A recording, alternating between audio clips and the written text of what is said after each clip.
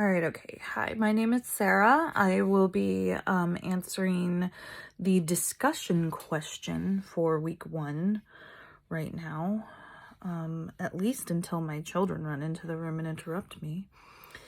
And that is that, how do the different theories of counseling mentioned work together to make a, more holistic picture of human growth and development. I will start off by saying that this question seems too reductive, and I have a deep mistrust of things that are too simple. So I will redactive. I don't know if that's the right word even. So I will attempt to answer this. I mean, someone coming from a background of residential care for both elderly and for very young clients. I kind of think this question is ridiculous because that's the whole point, right? Is that at different points in our life, our ability to process and our ability to understand changes from very young, where everything's very literal and you're being affected so much by anything that's said to you, and your ability to logically think through them literally isn't there because your frontal lobe isn't formed yet, to hopefully adulthood, where you are now, your logic center is formed. You hopefully are experiencing natural consequences of actions and processing them as opposed to reacting to them, and developing more pro-social behaviors,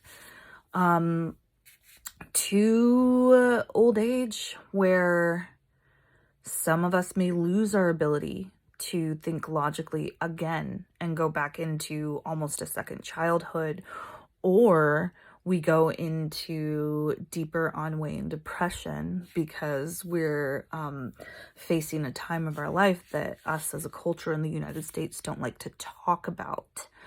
To talk about death, to talk about loss, to talk about the unknown. So it seems to me to have the ability as a counselor to serve these different populations and people with different ideas of how the world works, you would have to use multiple theories of counseling everywhere from, Freud to Rogers, as it were, as the book is saying, you have to be able to let go of a lot of those ideas that a 7-year-old is going to be able to express, that one time my mother told me this one thing and that hurt me and I therefore acted out. They're not going to be able to do that. So how would psychoanalytic theory help that? As opposed to somebody who's in their 40s and can really take time, can be expected to take time and reflect on experiences that formed them. So I just, as a counselor, it's important for us to know that there's different ways to approach different people in their different phases of growth and development. Just like I know personally, I have experienced a lot of different trauma in my life, but stuff that's been with me for a while, I've processed it in different ways throughout my lifespan. And I've been lucky enough to have people to help me through that at different phases. So, yeah, I feel like I should be I feel like this should be a deeper realization, and it's just not, which I've probably done this wrong, and I'm probably going to get graded down for that. So don't follow my lead. Uh, I'm a bad influence. But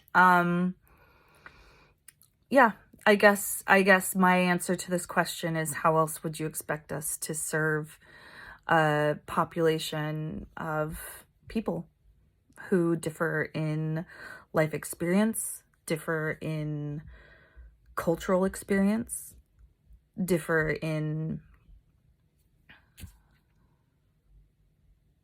maturity? We have to be able to meet people where they're at in order to serve them well.